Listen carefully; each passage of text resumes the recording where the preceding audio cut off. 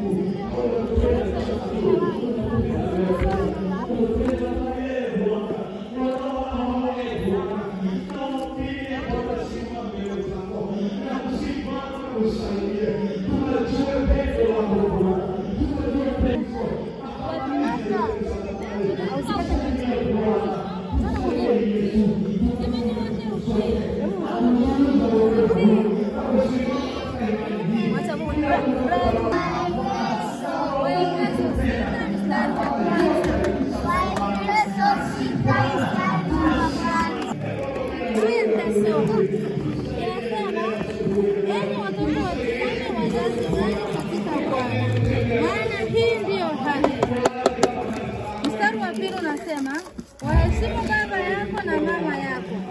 Amri hii ndio amri ya kwanza yenye ahadi.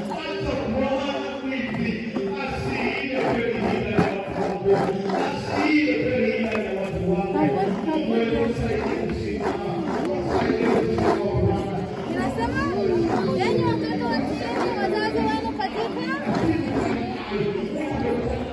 baraka. Tunaenda kuangalia kwenye kitabu cha Waefeso 6 mstari wa kwanza. Tutasema Waefeso 6 mstari wa kwanza. Waefeso 6 mstari wa kwanza. Kwa sauti basi, hata pale chini wasikie. Waefeso 6 mstari wa kwanza. Waefeso 6 mstari wa kwanza. Unasema, enyi watoto watiini wazazi wenu katika Bwana. Enyi watoto watiini wazazi wenu katika Bwana. Maana hii ndio haki. Maana hii ndio haki. Maana hii ndio haki. Waheshimu baba yako na mama yako. Waheshimu baba yako na mama yako. Amri hii ndio amri ya kwanza yenye ahadi. Amri hii ndio amri ya kwanza yenye ahadi. Safi sana. Yaani tukiwa watiifu.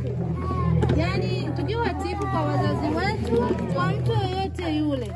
Yaani Biblia inatuambia kwamba Mungu atakuwa pamoja nasi. Bwana asifiwe. Kwa sababu mtoto ambaye sio mtiifu, anakiuka ile amri ya Bwana. Bwana asifiwe. Kwa hiyo tukiwa watiifu, tunaifuata sheria ya Bwana. Bwana asifiwe. Kwa sababu Biblia inatuambia Yesu anawapenda sana watoto wadogo. Amesema waacheni watoto wadogo waje kwangu, maana ufalme wa mbinguni ni wao. Bwana asifiwe. Kwa hiyo, tuwe watiifu, tuwe waaminifu. Tuwe waaminifu. Bwana asifiwe. Wangapi wanakuwa waaminifu? Wanakuwa watiifu. Kwa mfano ukiagizwa mahali unarudi haraka. Mnafanyaga hivyo? Vizuri sana. Chako juu.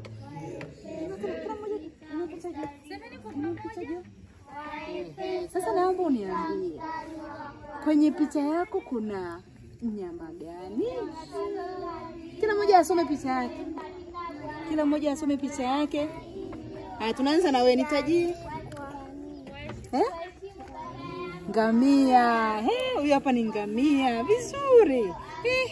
Na wewe tuambie, kwenye picha yako kuna picha gani? Mnyama. Mnyama gani? Subiri kwanza utaniambia.